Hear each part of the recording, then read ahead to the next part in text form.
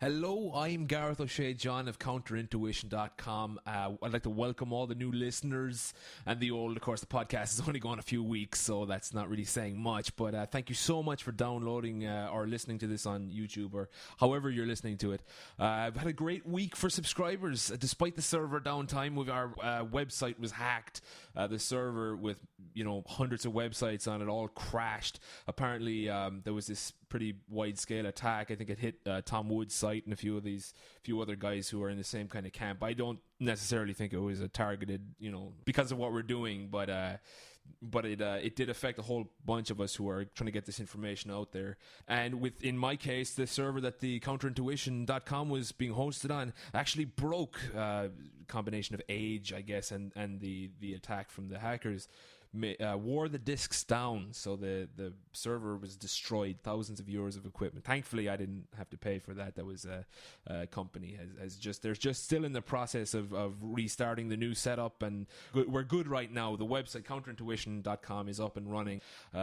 So great news. This is what I want to do. It's not a very long podcast. Just wanted to share some really, really great news. If you are an inhabitant of the geographical region known as Ireland, otherwise known as a citizen of Ireland, Irish citizen, you are not in debt. Now, this goes for pretty much all Western nations, even most third world nations that have this claim that they have this national debt. You have this debt that can't be paid. It's crazy. It's just, the fact that people are even openly admitting it can't be paid yet still putting money towards it makes no sense to me, aside from the potential moral argument you might have. But I'll dismantle that in one moment. If you bear with me, I'm going to show you how we are not in debt, and this is great news. Now, I'm not talking about credit card debt. I'm not talking about mortgages. I'm not talking about house payments and car payments, all that sort of stuff. That's minor debt. That's stuff that absolutely can be paid. You just get an extra job if you need to. That's it's hard, but it can be done. But national debt, this idea that there's a national debt and that the government is spending all this money but we have to pay for it. These bank bailouts and of course, all these, the pension plans, the schools, healthcare, all this stuff that they have running massive deficits and getting in huge debt into the future, far into the future, is not legitimate debt, and here's why. And I'll just give you a quick background first about national debt as an idea. So national debt is only possible, first of all, when you have paper money. Now, it's only possible to this extent. The extent we see today, it would really be quite irrelevant if you didn't have such a thing as fiat currency, which is money that is paper, that is not backed by anything. It's like a bunch of checks. Just a little history. A couple of 100 years ago, we didn't even have, there was no such thing as paper money. Somebody would have, looked at you, would just laughed. You would have been laughed out of town if you'd have suggested, here, take this euro or take this, dollar or whatever. It's just a sheet of paper, literally a sheet of paper that doesn't mean anything. The idea was that you would have gold or silver or something of value, and you would, instead of carrying around ounces of gold in your pocket, which is really unsafe and just impractical, you would bring it to a goldsmith or a vault or some kind of a bank. And the idea was that they would keep it safe in their huge vault and they'd hire security, and this made sense. And what the bank would do is they would issue you a receipt to say, this gold is here. So if you put in 1 ounce of gold, you would get a receipt that says 1 ounce of gold is just a piece of paper. Or, the easiest example is with England, you have a pound sterling, which is literally a pound, the weight of sterling silver. And so you carry this paper around because it's much more practical. And you eventually you don't have to go back to the bank, really. You could just swap this paper for whatever you want. And the assumption is that whoever takes it from you will be able to go to the bank and redeem it at any time. So as this kind of progressed over the last, couple thousand years, most recently, what happened was, because everyone was trading with paper, they weren't cashing it in. It wasn't that often people did cash it in, but more often than not, people would just spend the paper because it was just so practical to do so. And so they'd swap these receipts. And of course, the inherent understanding is that you would take it out. Now, when a couple of generations pass, if you continue this process, kids really don't think about why it is you're swapping paper. Why are you going into a shop and exchanging paper for these tangible things that you actually want? How is it that I can get €1,000, just a little stack of small bits of paper, and walk away with a new laptop, something that's really valuable? And the idea would be that, historically speaking, if you were to suggest that that's what happened 200 years ago, what an average person would have said is, oh yeah, that's fine, they got the €1,000, which means they can take that €1,000, go to the bank and get out whatever it is in real value. So obviously a euro, even the name, it has no value. It was the only currency in history to ever begin not backed by metal, not backed by commodity, something real. Now, it doesn't have to be metal, but it kind of worked out the best that way. Gold is typically, it doesn't have to be gold, but gold just works out best because it's kind of soft. You can cut it easy enough. It doesn't lose its value when you cut it like diamonds, that kind of thing. So that's the idea. That's the whole, we have paper money today because of that. It'd be like, instead of euros, we go around and we write a bunch of checks and we swap checks. We go to the shop and, we give them €5 check. Well, they wouldn't be as quick to take a check as they would be a euro or a €5 note, because a check, inherently, the concept is there that this might bounce. There may not be the backing in the bank, which ironically is euro now. The euro has become the commodity that the check is based on. So you can't just swap. You can't say, hey, let me give you a check. Let me give you a check. And everyone swap checks. You couldn't have an economy based on that right now because people are aware that checks bounce. Now, with euros, the same thing is completely true. The only difference is euros bounce way in the future. That's why we have this national debt. So people can cash in the euros and everyone just kind of keeps it going. Because if everyone believes it has value, they'll accept it and they'll swap real tangible stuff, and it works. But the problem is whoever's actually creating the currency can print as many euros as they want and spend that into the economy and distort everything. So instead of everybody else who, works, puts your head down 40, 50 hours a week and does work, earns by providing value, the people who issue euros can just print that and pay for stuff now that they would normally have to save for and buy in the future. So if a government is not able to print money whenever they want, if they have to get money the same way everyone else does, by earning it or by borrowing it from a bank, then you wouldn't have this crazy debt because no one would ever give them the money in the first place. And historically, banks would give they would tack on massive inflation rate, or not inflation, they would tack on massive interest rates if you were a government. If you were just a private citizen or you're a farmer or somebody, you might be paying 4, 5, 6, maybe 10% tops interest, depending on, the economic environment that you were dealing in. But if you were a government, if you were a king and you wanted a loan, they would do 20, 30, 40%. I mean, they would tack on big interest. And the reason for that is loaning to government is very, very risky because government don't produce. And historically speaking, what kings would have done is engaged in conquest, which entailed in the old times going after land and property and nations and other kings, whereas today we have the modern day equivalent of conquest would be the conquest of healthcare, the conquest of school, the conquest of security. It's incredibly risky because there's no profit calculation. There's no, I'm going to spend this much here and I'm going to get this much back and these are my projections. There's just this kind of, I feel like this is a good idea, let's do it. And let's hope we get something in return. And so you have that added risk. So in order to offset the risk, you have to promise the bank more money back. So that's why governments came off a lot worse than regular citizens when it came to taking money, and that's why tax was so important. But tax, you can only tax people so much. If you tax people too much, they stop producing. Like if you think of it like you're going to tax someone 100%, well, they're just not going to do anything because they're not going to get anything out of it, right? If you're just going to take 100% of their stuff. Well, if you tax them 0%, you're still not going to get anything out of it because they're not giving you anything. So you have to find that optimal number between the 0 and the 100. The Laffer curve. You can Google that if you're interested in the kind of technical side of it. But there's this, it's basically this, if you can imagine like a bell graph where you have nothing at one and nothing at the other, and then as you get towards the center, it moves up and down. Now, it's really not, I'm not suggesting 50% is the optimal number, but you have to experiment and find out what that number is if you're the government, right? So you're still limited to that number. You can't get any more money than what you can tax based on that number, unless you could print the money yourself.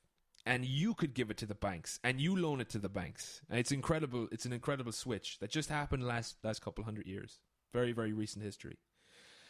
So, but the only way you can do that is if you have the idea that you can print money without any backing. You can just print this stuff. You don't have to hire machinery to dig gold out of the ground, hire laborers to process it and all this kind of stuff. You can just, and in fact, you don't even have to print it. You can just type into a computer numbers, and that does the same thing. It's incredible. Once you have that in place, you can have a national debt, because you can start printing this currency and printing and printing and printing and pay for it much later. But of course, you could be long gone by the time this money has to be paid. If you were the the politician who created the policy, or the central bank chairman, or whoever it is you are that is instrumental in creating this money, well, you just have to make sure you're gone in 20 years. It's not the hardest thing in the world to do, to disappear. And of course, you can blame it on the next government that come along anyway. You can say, oh, look, it was this guy's policies. So really what national debt is for is stealing from people in the future. It's not about, like, the debt that we have right now, we're not paying that, really.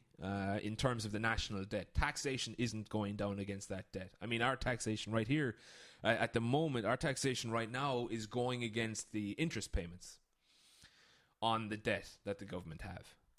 So the only way that money is going to be paid is from the future, is from the next generation of kids and the grandkids. And the reason that that's important is that you would never be able to get the current generation in debt in real terms. They would freak out. If you take what is the national debt right now and you try and remove from the population of Ireland the money to pay for that, you would end up with, like, you still wouldn't be able to pay for it, and now everybody would be starving, and they'd freak out and they'd want to kill people. And that's pretty much what would happen. Government would die. I mean, it's as simple as that. You won't be, when people are hungry, things change. They're not very civil anymore, and they don't believe in all this civic duty nonsense.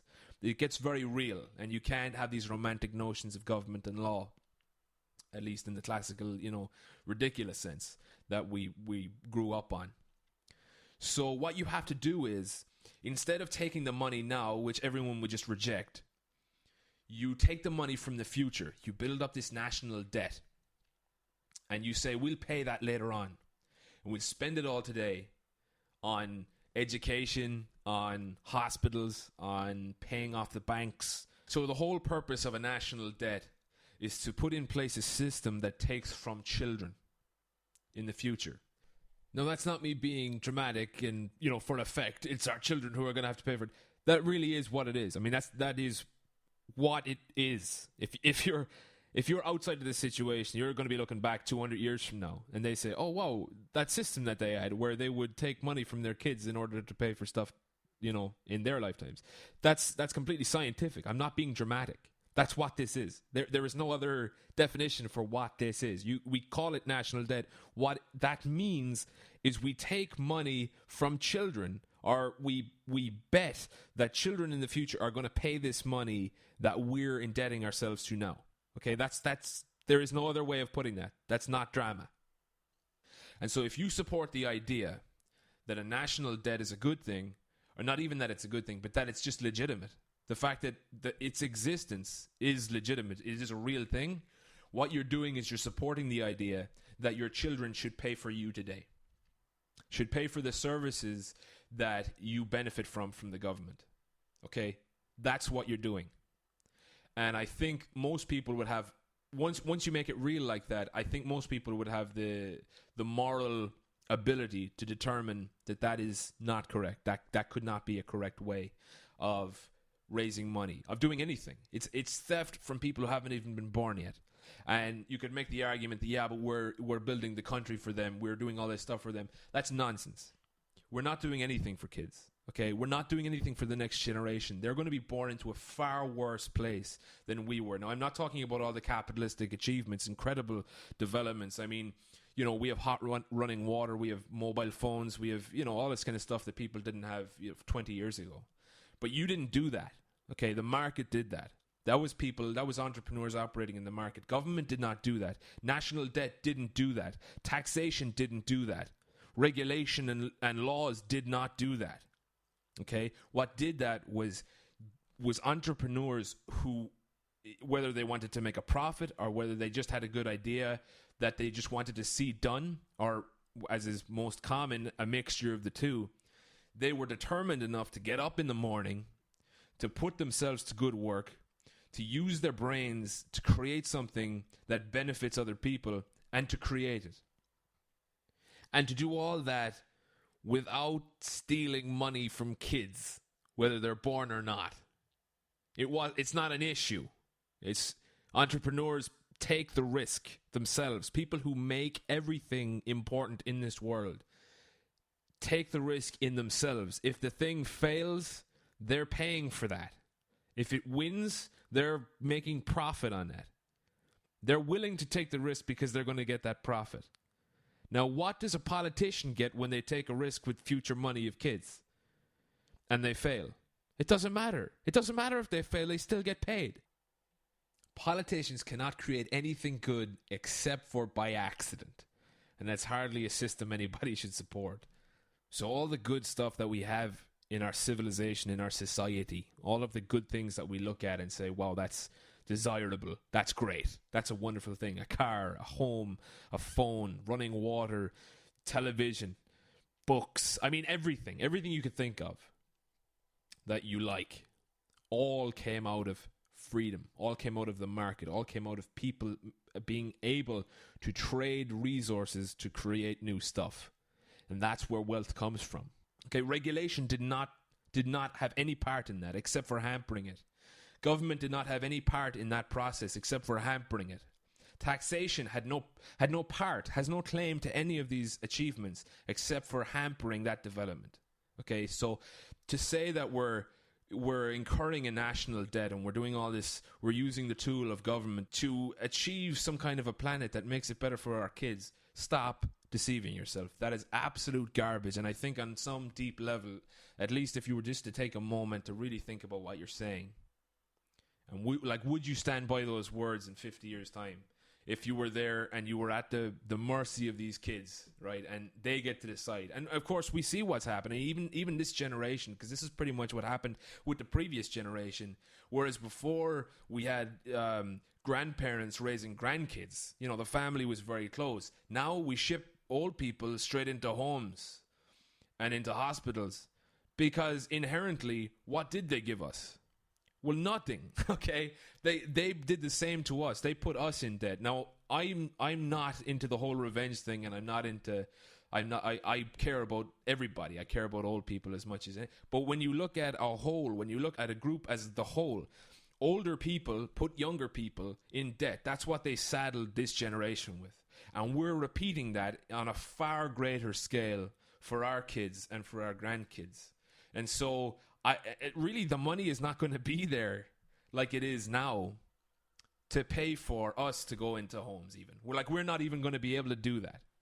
So the idea of national debt is the idea of debt in the future for our kids. It is not for us to pay. That's why we're not paying it. That's why we haven't seen a major crash. That's why in 2008, we didn't all eat beans on toast for a few years and, walk or cycle places, because we have all this money available that we've taken from the future. We've printed it. We just printed it up, and we're using that paper to consume all this capital.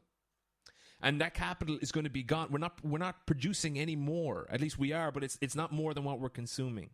So the kids that come along next are going to have less to work with. Instead of us producing more stuff, we're just consuming it. It's crazy. It's absolute insanity. And the only way we can do it is by creating this national debt. Okay, so then you look at debt. What makes debt legitimate? Debt is only legitimate when there's, in legal terms, you call privity or a power of attorney. Okay, so I can't just go down to a casino and start gambling and spending all this money I don't have. I just pull up IOUs and I say, oh, it's going to be, my next door neighbor is going to get it. He's going to pay for this tomorrow, or he's going to pay for this next week, or he's going to pay for it next year.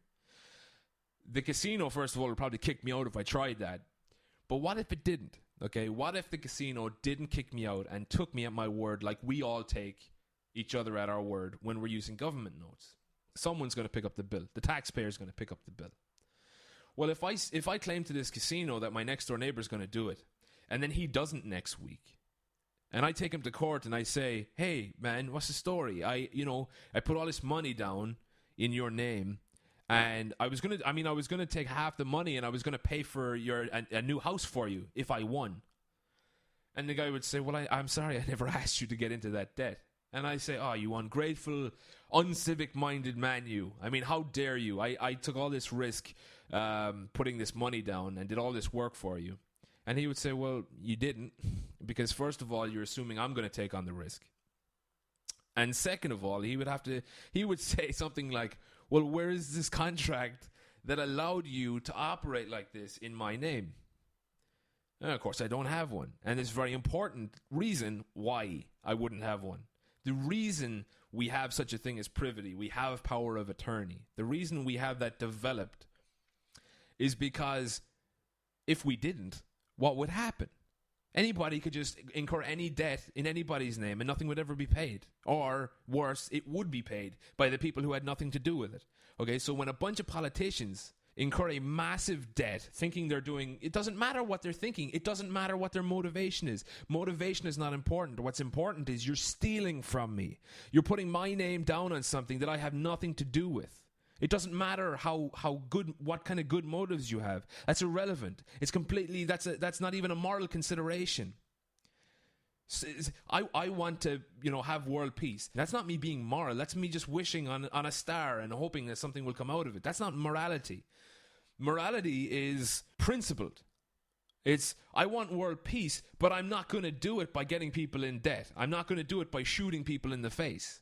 You can say I want to benefit the people of Ireland and really, really mean it, but then turn around and get everybody in debt, or at least claim they're in debt, and say, well, I did it, it was an experiment, I did it for everybody's good. And everybody's supposed to just say, oh, okay, fair enough. Okay, let's pay for that. That's insane. That's absolutely nuts. So if the politicians, it would be the finance minister, the Taoiseach, who incurred this debt from Europe, whatever these crazy contracts that they have. I mean, I'm sure that they have contracts. They probably don't even have contracts. I don't know. But they get this money and they say that the Irish people will pay for it. Show me where I said I would pay for that. Show me. Show me the document where I said, yes, incur billions and billions of euros in my name. Show me that. Show me where my kids, who haven't even been born yet, okay, they're not even alive, have signed a document saying they could do this. Now, you can do stuff and ask people nicely to pay your debt for you. You can say, oh, I had this great idea. I wanted to build this massive education system for Ireland. Or I wanted to build this huge suite of hospitals. And I printed up all this money and I got people to believe that you'd pay it back. Will you pay it back? Okay, that's fine. You're asking a question. You're asking nicely. I'd probably still decline. That's insanity. Because not only have you not built a working hospital system, but now you want me to pay for all the damage and pay for all, no matter what, you want me to pay for all that, or at least my kids. So the reason people aren't freaking out right now is because they know that they don't have to pay for it. Okay? They know that it's the kids that have to pay for it. The post office sells bonds in Ireland, and that's basically is the idea is you take your money and you give it to the government, and you're loaning it to them. They give you an interest rate, so they're going to pay you back whatever it stands at, 5% or 6%. I have no idea. They're going to pay you something back, a chunk back, and it's supposed to be like the most secure money in the world, and it is because they have policemen and they can print money and all this kind of stuff. But if you look at the idea of the bond as I'm going to give the government 10 grand today, they're going to give me 12 grand back or whatever, and it's going to be safe. Where is that extra money coming from? Because we know that government doesn't produce. So the where they get money from is going to be through taxation. So that money you're making is the payments of your kids. When you buy a bond and you expect money back in interest, that's coming straight out of the taxation of the future generation.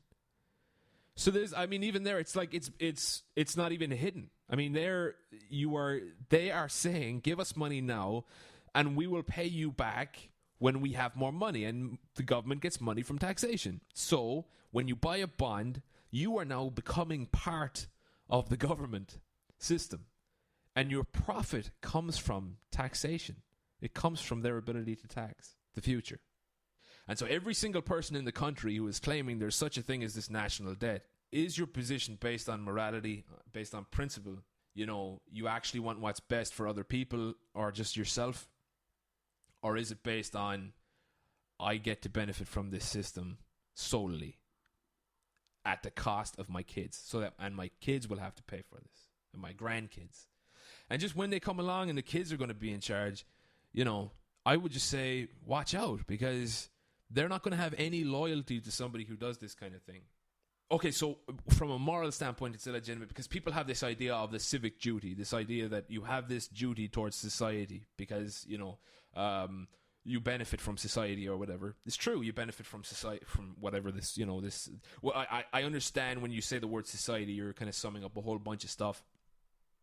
But when you say that, you know, if you open up a business, you're benefiting from society and that society buys products from you, okay? But society only buys products from you. Your customers only buy products from you because they're getting something in return too. So if you're to ask somebody, they come into your shop and they buy a bottle of Lucozade or something, and it's €1, you say, okay, yeah, that's going to be €1. They say, perfect, and they swap and they walk away. They've walked away with more than just €1 there, okay? Because if it was worth €1 to them, they would have just kept the euro. Because €1 is worth €1, right? So if you had two €1 coins, or if you had a €1 coin and your friend had a €1 coin, would you swap? No, because they're both worth €1. You're going to end up with exactly the same thing you did before. So the reason you swap it for a bottle of Lucozade is because the Lucozade is worth more than €1 to you. Might be worth 2 or 3. Whatever the point is that you would not pay for it, that's pretty much what it's worth to you. So that breaking point. So when a customer comes in to do business, they're getting something more than what they gave. And when you're in business, you might have bought the bottle of Lucozade for 50 cents and you're selling it for €1. You're getting more too. So everybody benefits. That's creating value, and everybody goes home with something they want. You know, excluding buyer's remorse or whatever. But that's just, you know, that's anomalous. That's based on imperfect information. So you are not indebted to society. At no point are you indebted to society. I mean, this idea is probably manifest best when it comes to going to prison because you have wronged society somehow. Like, I can go outside right now and stab someone to death, right? Do I pay money to the victim? As in not the victim, but the family of the victim, the estate of the victim. Well, no, I won't be paying money. I won't be benefiting them in any way. I took somebody's life, right, from them. I took somebody's father, or I take somebody's son, or whatever. I take it from them. They no longer have a dad now. They no longer have a son. They no longer have a brother, or a husband, or whatever. So I owe them that. Now, obviously, I can never pay that back, right? But I can put myself to good use to benefit them as best I can. That would be the just thing to do. And there are multiple systems we can talk about at another stage, how to best achieve that. But what happens right now is the government say you haven't wronged the family. You haven't wronged the friends. You haven't even wronged the man. You've wronged society. And so you owe society. You have a debt to society. 20 years. And they put you in prison. And society pays for your meals, pays for your bed, pays for your Xbox and your weights so you can train, stay healthy, for your books so you can learn law, so you know how to get away with stuff better when you get out. And that's you paying your debt to society. So you get out after 20 years and you're supposed to feel good about yourself because you've paid your debt to society. Well, what about the people you've actually stolen from? You didn't steal from a judge. You didn't steal from a policeman. You didn't steal from the prison warden. Why are you subject to them? What business is it of theirs? And what they look for you to pay your debt to society is for you to stay in their hotel for a period of, a certain amount of years. That's insanity. Forget society. It doesn't exist. There are just individuals. And what we're doing right now, with the idea of national debt is claiming that individuals who have not been born yet should pay for our lives right now. Should pay for us to have a cushy time, because if they didn't, we'd have to suffer through a crash which could last 2, 4, 5, even 10 years. It could. If we let it crash right now, the government would collapse. We would have no government. I mean, they are broke. Now, this is something that's going to happen anyway. But do we have the guts? If we had the opportunity, if the button was in front of you, a big red button, and you could push it in a second and do away with your children's debt that you are spending right now, and you would have a really crappy time for the next few years, right? You will have a hard time finding work. You'll have a hard time. I mean, you'd be selling everything in your house. That's number one. You'd be pawning everything. Everything would have to go. You'd have to subject yourself to pretty crummy labor. You'd have to work 60, 70 hours a week to make half what you're making now. You'd have to do away with welfare payments. The dole would have to go. Child's allowance would be gone. Medical card, forget it. Your kids are paying for all that. The unborn children are paying for all that. So that would all have to go. Now, we have plenty of resources. That could be put to good use. But for a period of 2 to 10 years, we'd be going through this rebuilding process. And we'd have to take it on the chin so that our kids wouldn't have to. Well, I started by saying it was great news. I got kind of sober there at the end. I just want people to know there is no debt. It's just a trick. It's a trick to take money without working for it. It's a trick that government use and politicians use because they benefit and they convince us. And it's not hard to convince us when we're getting something out of it, which we all are. Inherently, we know this. Inherently, we know we're getting something out of this.